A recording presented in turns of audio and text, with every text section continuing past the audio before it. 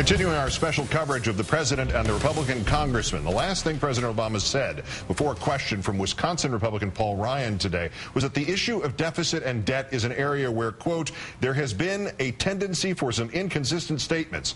Congressman Ryan has operated in that area, willing to push even his own party and then President Bush to exhibit some fiscal discipline when it came to spending, but not shy about advocating massive tax cuts, even saying that the Bush tax cuts, which even John McCain once balked at, should be extended. Here is his entire exchange with President Obama. Mr. President, first off, thanks for agreeing to accept our invitation here. It is a real pleasure and honor to have you with us here today. Is this your crew right here, by the way? This is my daughter Eliza, my son Charlie and Sam, and this is my wife Jana. Hey, guys. So, how are you? Everybody.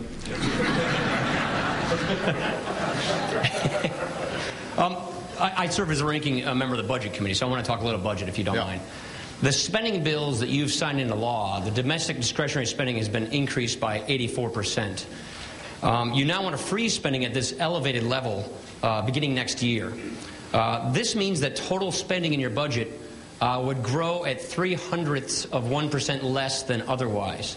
I would simply submit that we could do more and start now. You've also said that you want to take a scalpel to the budget and go through it line by line. We want to give you that scalpel. I have a proposal with my home state Senator Russ Feingold, bipartisan proposal, to create a constitutional version of the line item veto.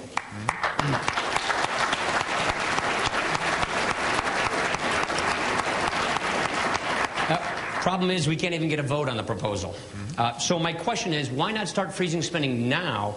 And would you support a line item veto and helping us get a vote on it in the House? Let me respond to the two specific questions, but I want to just push back a little bit on the underlying premise about us increasing spending by 84%. Now, look, I talked to Peter Orszag right before I came here because I suspect I'd be hearing this argument.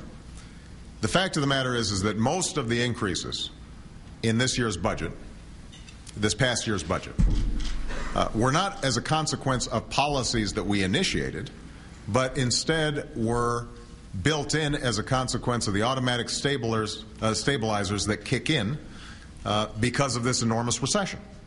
So the increase in the budget for this past year was actually predicted before I was even sworn into office and had initiated any policies. Whoever was in there, Paul, and I don't think you'll dispute that, whoever was in there would have seen those same increases because of, on the one hand, huge drops in revenue, but at the same time, people were hurting and needed help.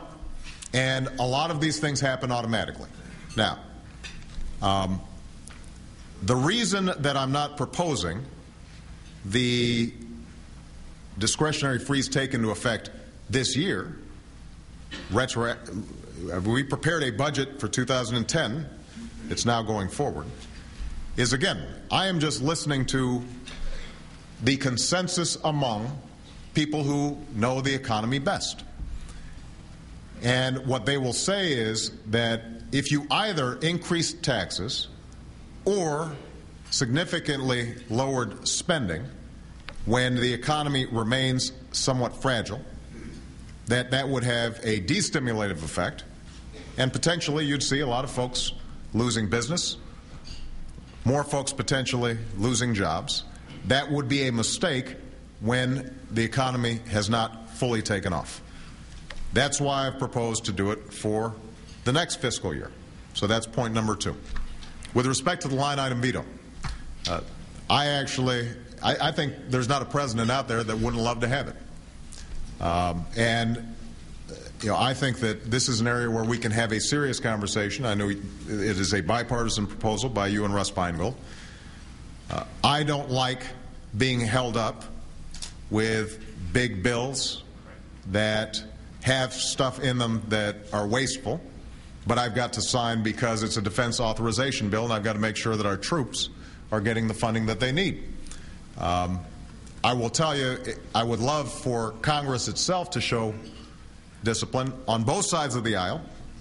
I think one thing that you have to acknowledge, Paul, because you've study this stuff and take it pretty seriously, that the earmarks problem is not unique to one party, and you end up getting a lot of pushback when you start going after specific projects of any one of you in your districts. Because wasteful spending is usually spent somehow outside of your district. Have you noticed that? The spending in your district tends to seem pretty sensible. So I would love to see more restraint within Congress. I'd like to work on the earmarks reforms that I mentioned in terms of putting earmarks online, because I think sunshine is the best disinfectant. But I am willing to have a serious conversation on the line item veto issue.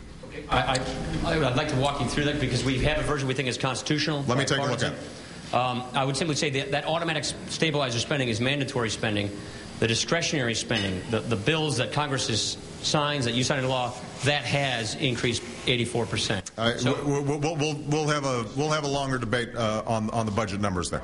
All right.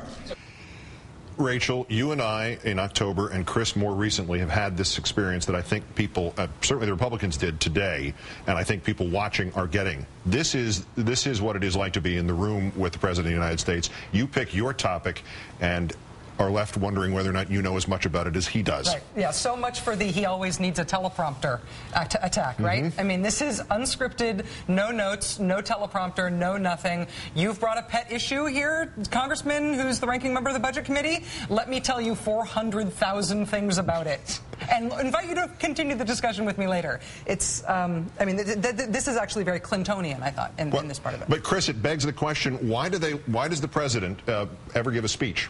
Why doesn't he just say maybe a minute's worth of opening remarks and then say, any questions? And then just, because a lot of people can give good speeches, but this thing that we see on almost any topic you can throw at this man is singular, at least this year or the last few years, I think. Keith, Bill Clinton was awful good at this. Yeah. I mean, even when he ran in '92, we'd watch him up in New Hampshire in the round, theatrically in the round, able to, and even when he was being challenged on things like his draft letter, incredibly personal stuff. And he was equally good at this. I think this president's sort of mix of charm, poetry, and prose is pretty impressive, because he can be witty at the same, and I don't think Bill Clinton was witty. So he can be witty, smart, informed, poetic, and also very smart about the numbers all at the same time. However, on that point, I think he just pulled a fast one on Ryan, because Ryan was talking about that part of the budget which is controllable, and the president switched over to the part that's not controllable, the unemployment statistic, unemployment benefits, and things like that.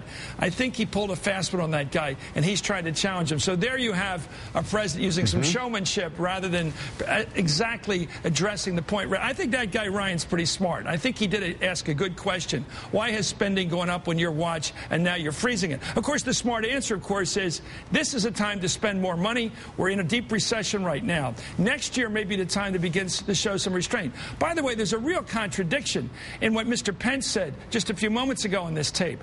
When he came out for a big stimulating tax cut taxes to stimulate the economy, and then he came out for a freeze now on spending, he was going for a depressing fiscal policy. What does he want? Does he want to stimulate this economy or depress it? It seems like he wants to do whatever sounds good politically in the moment, because obviously if you want a tax cut, you want to stimulate. If you want to spend money, you want to stimulate. If you want to freeze spending, you want to shut it down. Why do the Republicans want to shut down this recovery? Could it be that they are not really that saddened by news of high unemployment this year? It could be. I would say one just pure politics moment here. I just thought another little peek behind the curtain when the president said, you know, I went and talked with Peter Orszag, my head of the Office of Management and Budget, before I came here because I suspected I'd be hearing this. That gives you some window into what kind of fight the president was expecting to have, looking to have, and the degree to which he was willing to prep for it so that he could win. Yeah. Your next questioner, a freshman congressman from Utah, who asked the president about what he viewed as all the promises Mr. Obama has made and not lived up to, and in reply, the president switched tacks. First, he offered the salient fact that contradicted the premise. Then he conceded some part of the spirit of the question was correct. Next on our special report.